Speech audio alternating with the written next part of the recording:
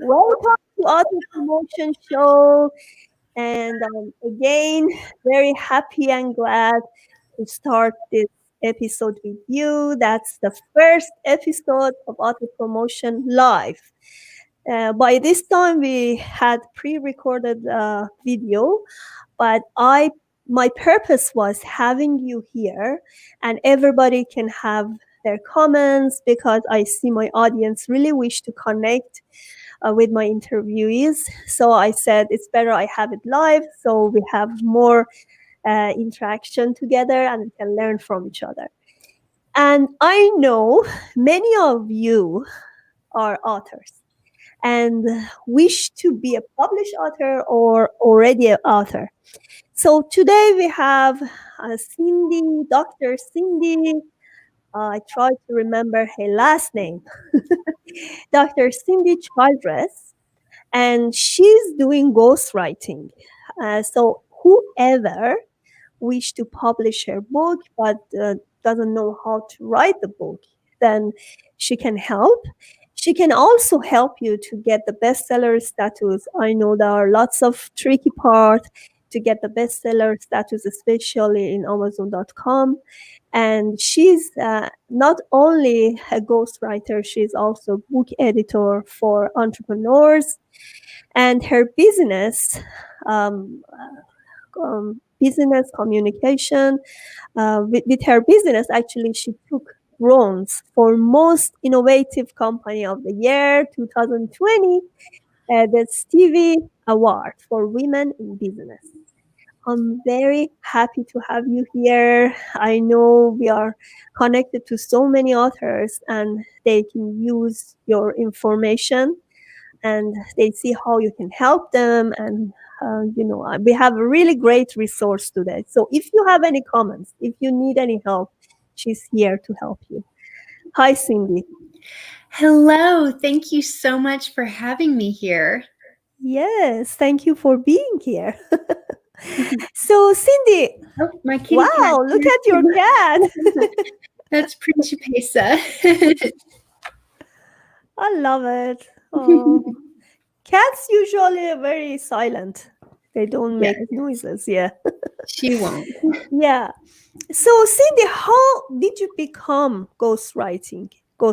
I know you already did some co-authoring with others, but then you decided to write for others. How did it happen?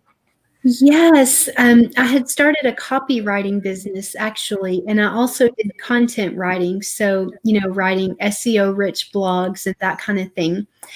And then I happened to edit a book for a friend of mine. And I stopped and thought I enjoyed that project a lot more than the copywriting. And then the other thing is, before I became an entrepreneur, I'd done some technical writing. So I'd written some training manuals that were really, like 60,000 words. I mean, a book can be not even that long.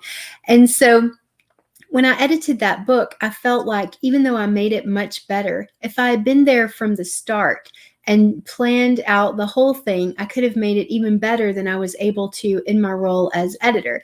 And I could have helped her have a better draft faster. So that was in 2017. And so that April, I announced that I was a ghostwriter. And within the first month, I found 3 clients, 2 of which became Amazon bestsellers.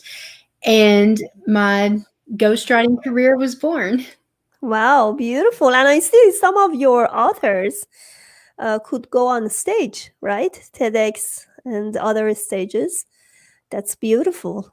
Yes. And I also have an affiliate program with 2 different speaker coaches. One is a TEDx speaker coach, and another one is a story slam coach. And so I really, when I'm working with authors, we're also thinking about where in your book do you have a chapter or even a section of a chapter that could become the signature talk that goes along with your book. It's really smart to be thinking about those things together. So do you so you help them to be on the stage for TEDx and a slim, what was it? Story slam. Well, I have, Seriously. yes, I have friends that are experts in each of those things, and I connect Beautiful. those clients with those other experts. Yeah, I know something, Cindy, about the authoring is not only writing. I know after you write, then what? What are you going to do with that? Usually, you need a lot of marketing and exposure because people need to see you as an author, especially when you are very fresh in authorship. Yes, I couldn't agree more. I always say that your book needs you to be the face of it so it will be successful. And that's even true of traditional publishing. You don't get a book deal and suddenly you can just hide behind a marketing plan. You still have to be the face of your book. And then I tell self-publishing authors, then you do that on steroids. And so absolutely, this requires, going on video, doing interviews like the one we're doing right now, and having your talking points ready. And then it's also about content. So I encourage them to find where on social media their readers are already hanging out. A, to do market research on what they're talking about that you can speak to and connect with them. And then B, so that you're building that audience and showing yourself as an authority and a leader to these people you want to read your book before your book comes out. It's really smart to do all those things together. Or else I've had clients who we finish their book and I'm like, yay, your book is done. When are you publishing it? And then it's like 6 months or even a year later, because then they start building their audience. You can do it that way, but I would recommend, if you don't already have an audience, do this in concurrence with writing your book. Exactly, that's what I did. Love it. Yes, actually, yeah, you already read my book as well, right? Yes. So for my first book, I just realized I just publish it. That's it. Without knowing about the publishing strategy, I just saw it on the Amazon. My Mhm. cover was awful, Mhm. and my description, everything, like everything messed up. I didn't know actually Mhm. what to do with this, and then I just sit there, see if somebody can buy my book, and nobody except my friends, families buy the book. Yes. Yes. I Yes, call that and then I author say, shame. okay, what should I do? Should I do? Yeah.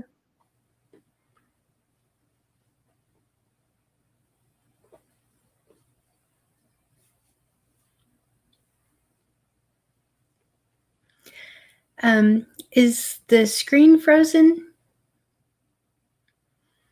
Oh, I don't know if it's my screen or your screen. I could be live by myself. Well, if that's the case and we're waiting for Pantia to come back, I'll just say a little more about author shame while we wait for her.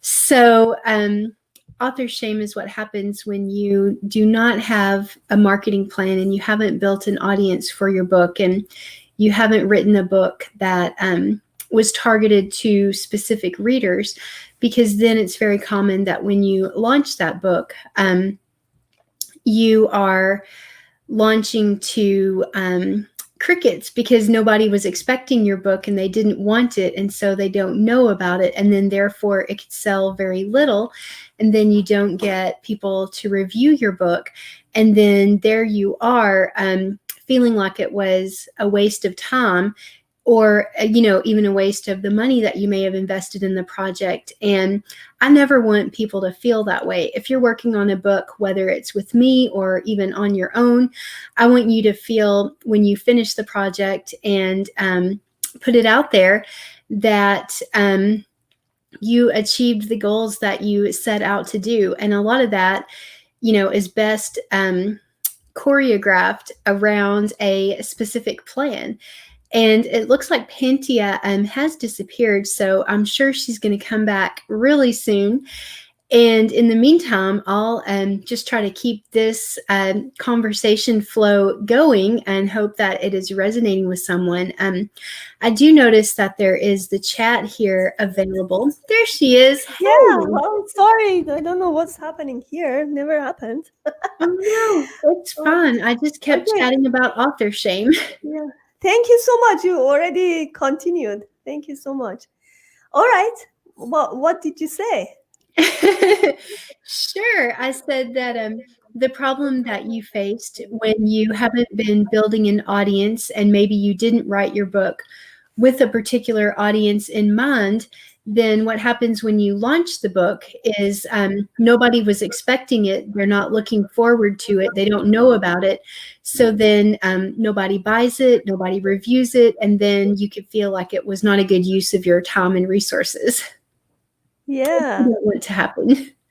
Great. Thank you so much for continuing this. Look at here. We have some comments from Robin. I know everybody was so confused why I was froze. I don't know why this happened. So, Robin, thank you for being here. I know she said she's frozen. That's great. Somebody actually watched this show. I'm so happy we have you here. All right. So, Cindy, I have a lot of questions about this. First of all, what is your experience in ghostwriting? Do you to whom you recommend ghostwriting, and to whom you recommend to just do their own writing? Yes. So my best ghostwriting clients, interestingly, are usually men. And there are some interesting reasons for that. So they're usually men who this book is meant to be part of their marketing strategy. So they might be a little bit emotionally invested because they want the recognition that comes with being a successful author, but they're not terribly interested in the writing process itself. That's why they know they would never do it if it was left to them to figure out how to write the book. So someone like me can just take all that worry out of the way so they can continue to their next step. And then who is a good fit for writing your book yourself? Now, this does kind of fall along gender just because a lot of the 15-minute calls that I have, I will see that they'll say, the women will say, but what if somebody finds out I didn't write my book myself? And another thing is the women seem a little bit more interested in connecting with their storytelling and trying to make a connection with the people that they are writing the book for. And so they really would like to do it themselves if only they could. And that's actually why I created my signature course, Crank Out Your Book in 8 weeks. Yes, I see. I don't know why most women are writers. We have exceptional men writer as well, but women are more into it, writing and reading books.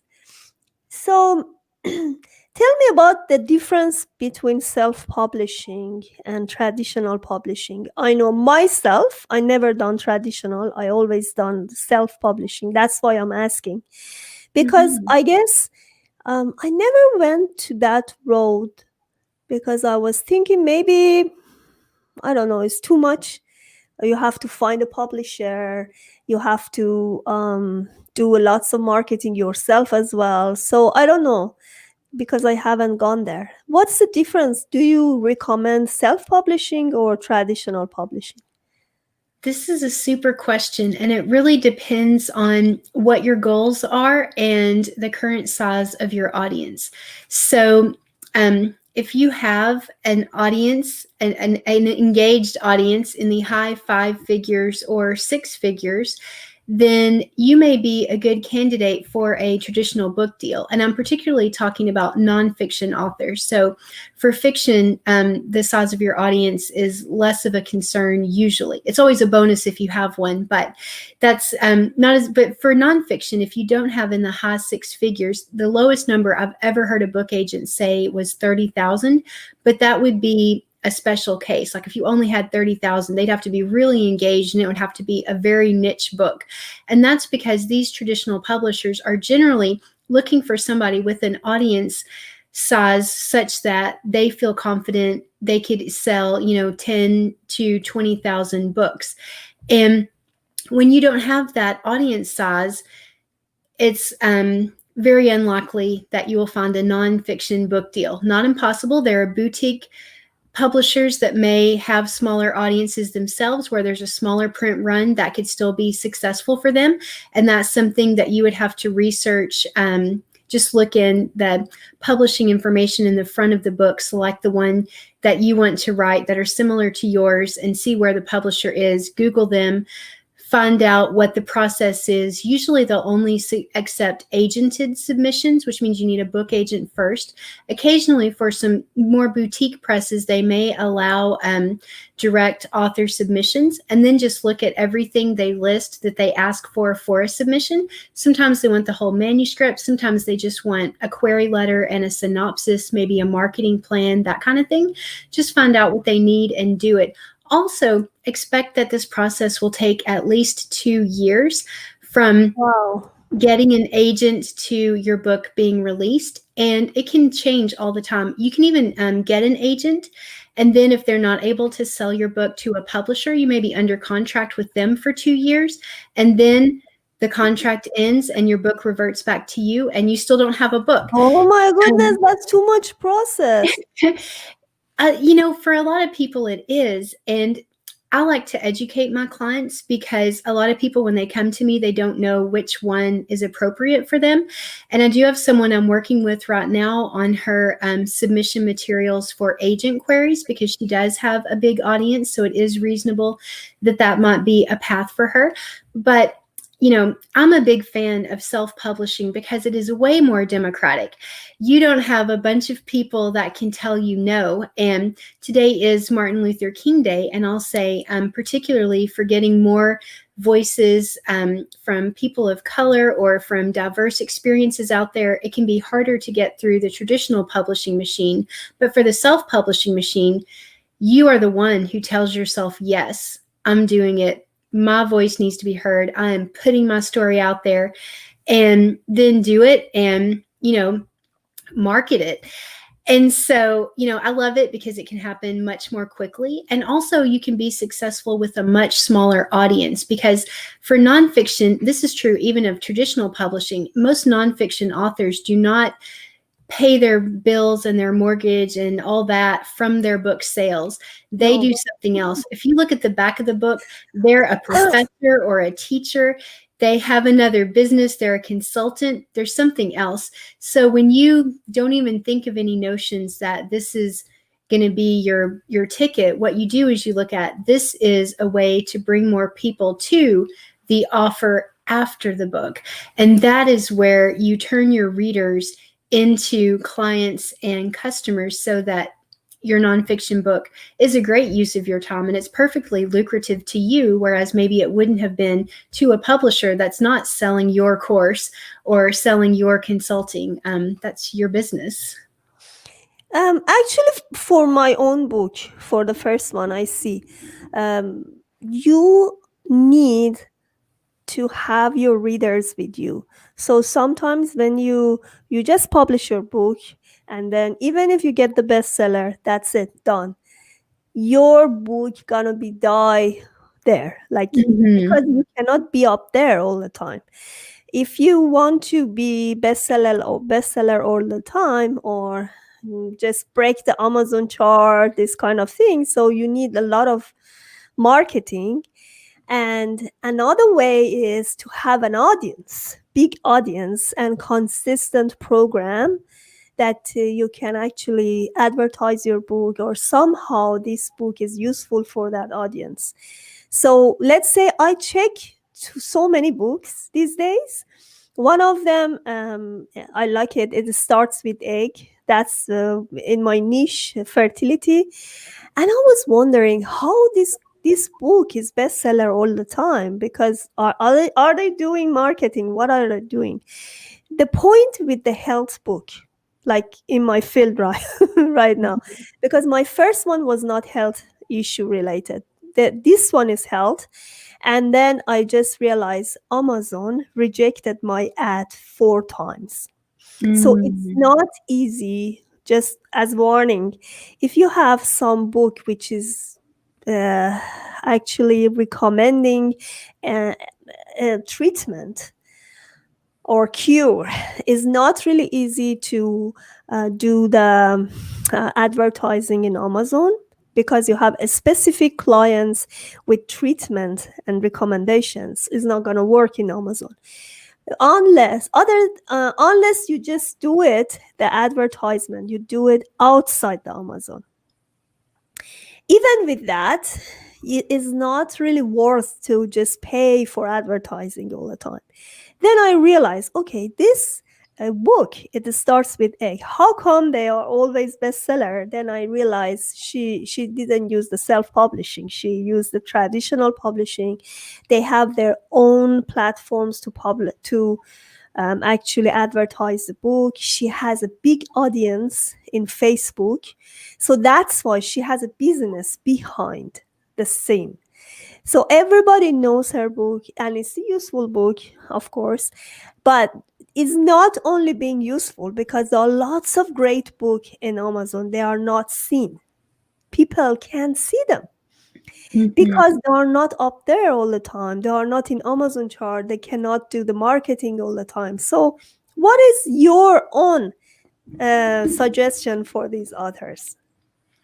Yes, well, you hit upon part of it. So, a Facebook group is a great suggestion to build your own audience. And another thing we were talking about before we started recording is the power of beta readers.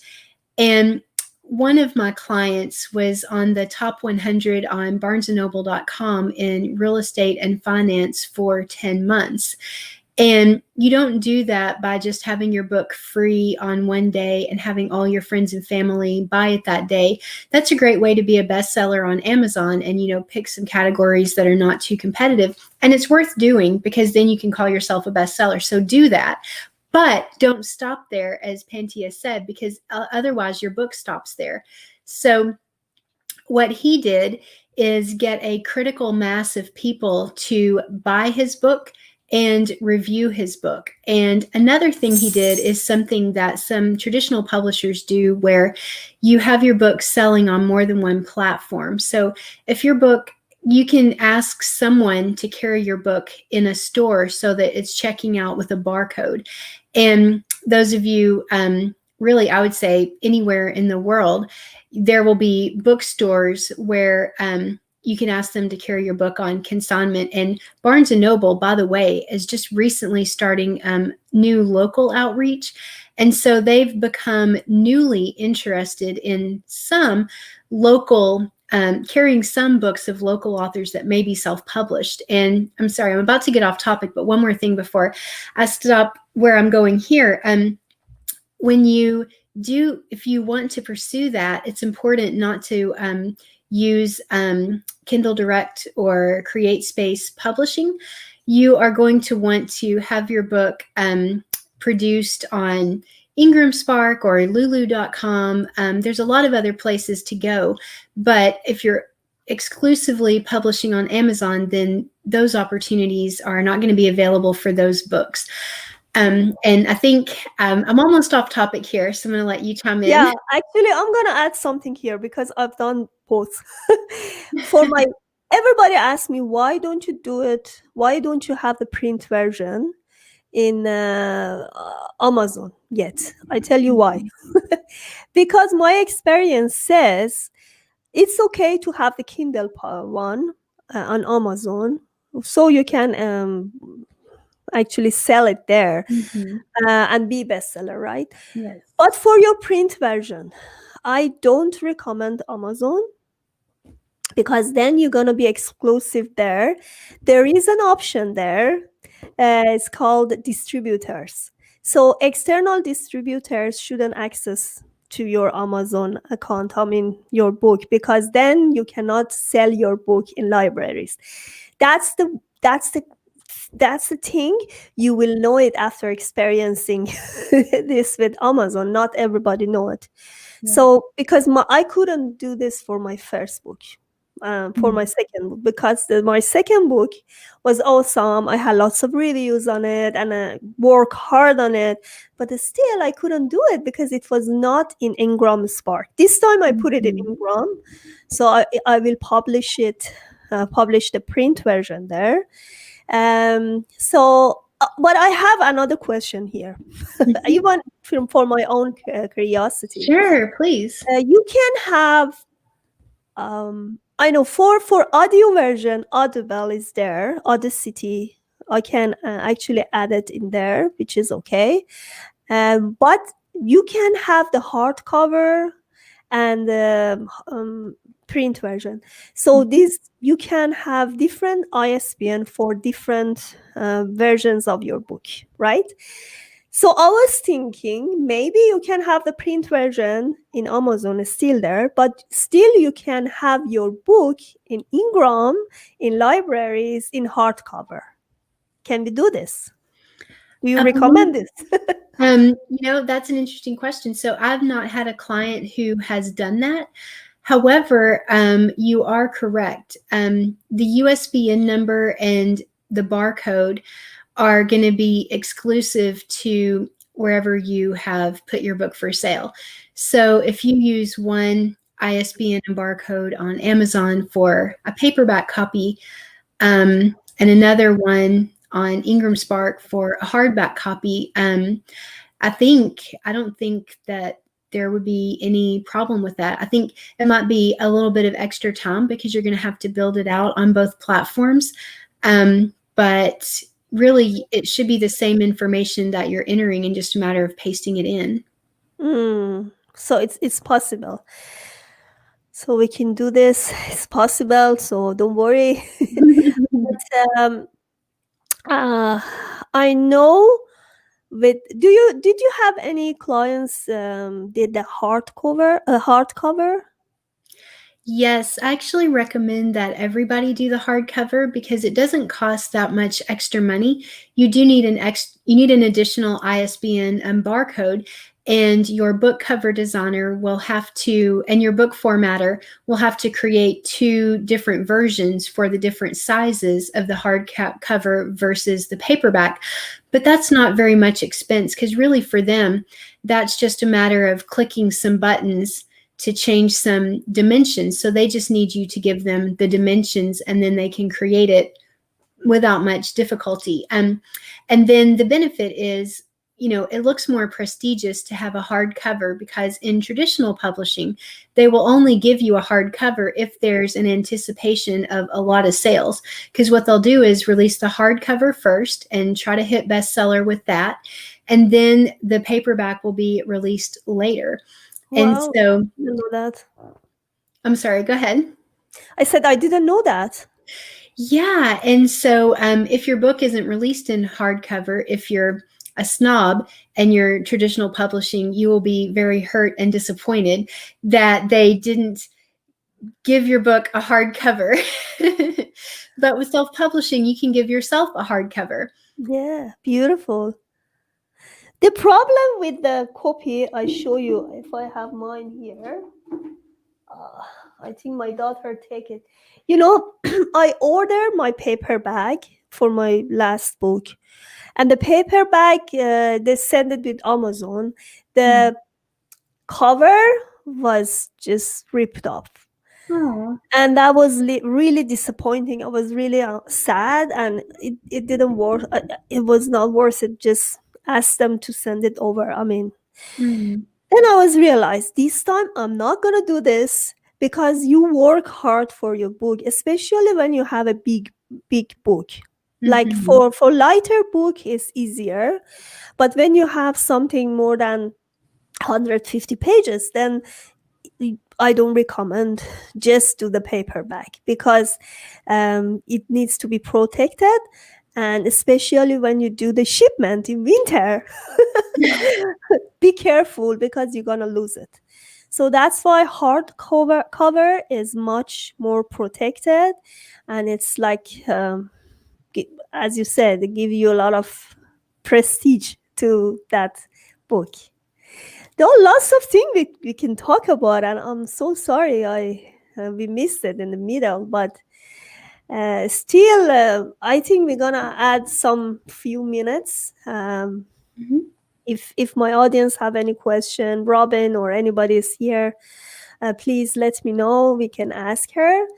And right now, um, Cindy, if you have any recommendation for new authors, please just give us some tips. Thanks. Sure. The first thing that I will say is look for places where you can be a podcast guest. And when you are a podcast guest, you will be invited. Usually they'll just ask you, what are you giving away? And so, you might, depending on what your strategy is at that point in your launch, you may be giving away the digital copy for reviews, or you might give the first chapter away in hopes that they will buy the rest of it. Or maybe you're just getting them on your email list to put them in a funnel to get them to the book, whatever that is, because these are, when you're an expert in your topic, there are shows where people are looking for experts on those topics. And maybe if there's a show that has a critical mass and like Entrepreneur on Fire, John Lee Dumas's show now, I believe it costs $1,500 for you to go on there. You don't Wow. have to you don't have to chase that kind of thing. Look for smaller niche podcasts that are going to be that's where you're partnering and you're helping them. They're looking for Like great my content. podcast. You have great content, so you're helping each other. And another thing you can do is look for opportunities to be a guest contributor or a guest blogger. And again, looking at micro influencers, people who are looking for great content. You have great content. It's very compatible. And in this way, you can get access to other people's audiences that are built for your book and your offer. Beautiful. I just want to add something about this podcast. I know the power of connections. Really, really, I understand this. With my first book, even the first book, what happened? I published it. And it's okay. I didn't know about the publishing, but I had the published book. I went to a show to watch another show. And the producer told me in the break, "What are you doing?" I said, "I'm an author. I just published a book." And he said, "Where is your book?" I said, "This is my book." And he said, "Do you want to be on the show?" I said, "Yes." That's amazing. When you have something published, then will be connected to many, many people. Mm-hmm. And then I was connected to a great network, local network in Canada. And then I got few Facebook lives, a lot of exposure. I could do the speaking gig. So you see, it gives you a lot of exposure, and even you can go to a podcast or everywhere else. So let's see. Somebody says, yes, new author. Somebody is new author. And Robin says, I don't have any question right now. But at least they are actually listening to this show, and they used what we talk about, the publishing, about the new authors. Don't be afraid. If you want to publish your book, just do it. Even if it's not perfect, we are here to help you. And Cindy actually help you to write this because I know it's not really easy. Do you recommend I tell? Do you recommend I tell? I don't know. What do you mean? What I recommend is just write your book, because I know life is short, isn't it, Cindy? And the great excitement that you see from watching your book publish give you lots of accomplishment. And this is a great feeling that you you are creative, you created something, especially during this COVID, we cannot do too much thing. So that the best way is just write your book. And Cindy has 8 weeks program, and I like you to talk about this a little bit for a few minutes. You already give off something, but please tell me for my audience. Yeah, absolutely. So, Crank Out Your Book in 8 weeks is currently open for enrollment. And this is my signature 8 week program. What we do is start with figuring out what book you're going to write now. So, if you have more than one topic in mind, we narrow that down to something you can tackle in one book and figure out how long should your book be, and even what should be included in your book. Because a lot of times first-time authors may not be exactly sure what kind of book it is. Is it a self-help book, or is it a topical information book, or is it a memoir? So we think through those things to get you figured out what kind of book you're going to write. And then we create your table of contents, which we do according to exactly who your target reader is and the reason they are looking for your book now. And then we start the beginning of the book with you responding to the problem. That's the reason they're looking for your solution. So you meet them where they are, and then you take them on a journey such that by the end of the table of contents, by the end of your book, you have given them enough quick wins along the way, and they are ready to continue interacting with you in your future offers. So this looks different for different business models, but the idea is to give them a lead magnet. I think I mentioned that at least once before on this call. So you find a way to get them from the book to your list, and then you have offers for them. And there can be future offers too. They don't have to all be created now. You're getting people to your list so that as you create those additional, maybe a guided book study if you're just starting out, maybe a retreat where all your authors can hang out with you, your readers can hang out with you and work on some things together. Maybe that turns into a course. Maybe some of you already are course creators, and so you want a book as the inexpensive way for people to check you out and decide if they want your course or not, and you get them in that way. So, we figure out what that's going to look like, and then we plan the book to get the readers from the problem to the solution, and then we start cranking it out, and I teach you how to be your own ghost writer. Beautiful. I love that. That's the purpose of your book. Have a lead magnet because you don't want to lose your readers. You can have very strong interaction with them, and because you want to be useful. You want to see that your what you've written is already there. And I have a great question from one of my audience. He said, do you recommend I tell my audience that I'm writing a book so I bring them on my journey? Sure, you do it. Because the point is, if you don't, it's too late to write a book, publish it, and then tell your audience. You need to build your audience even before publishing the book. What I did with my last book, I had naturally conceived. Like even 6 months before publishing, it was in pre-order. Pre-ordering is a totally different story. I don't recommend it to everybody because it's just different story. And with the Amazon algorithm, it's kind of complicated.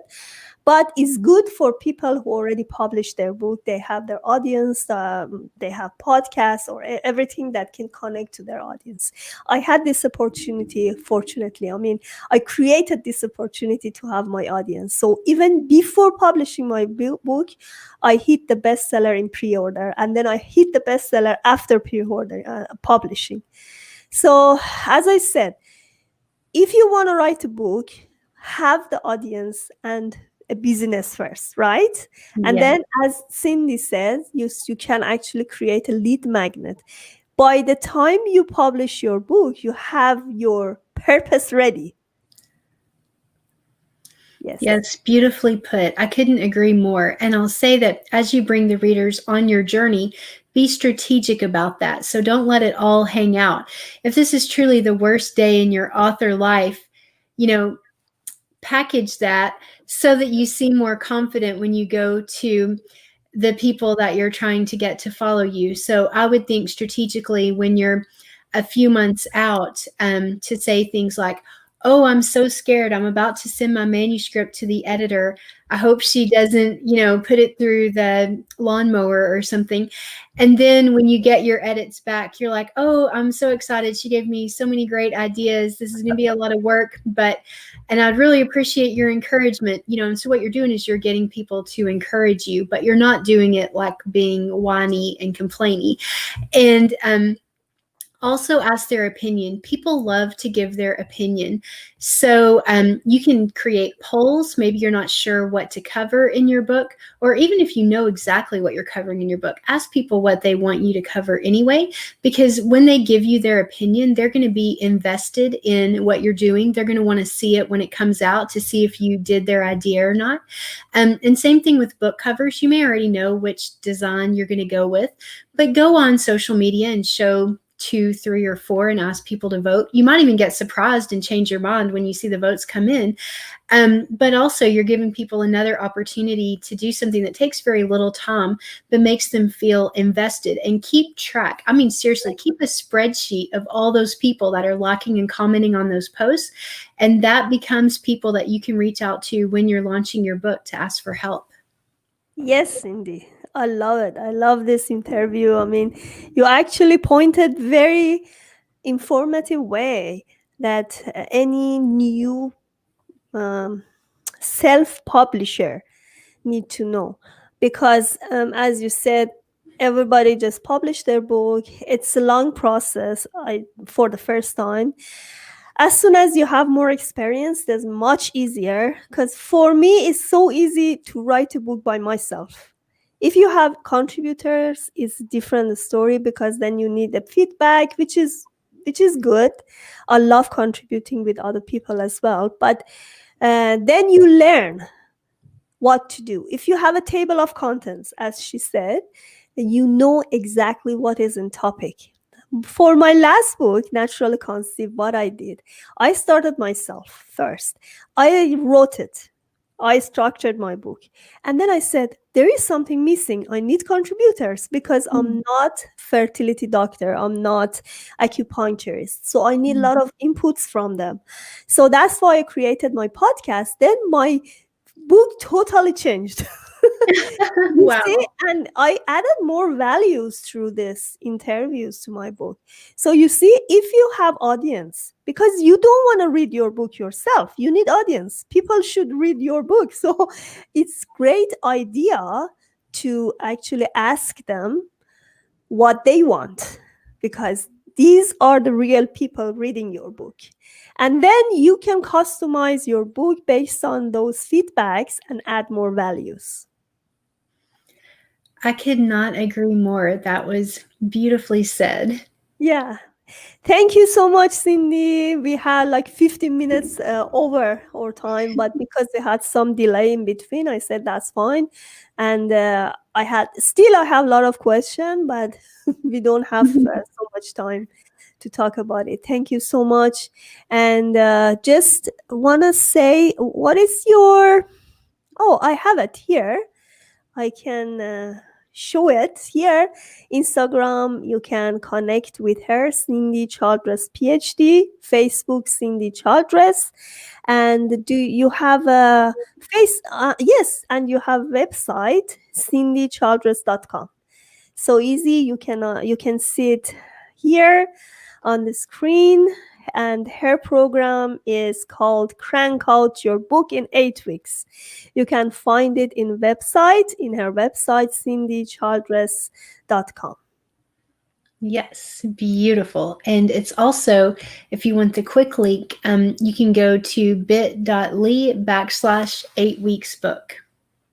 Oh, that's hope you could tell me before. I could write it here. Yeah.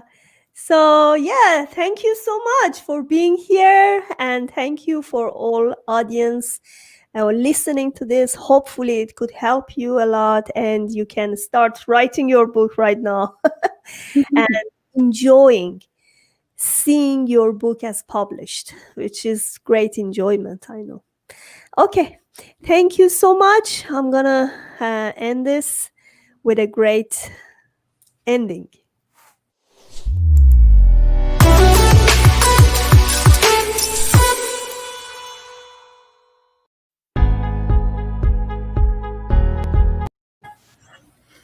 That was fun.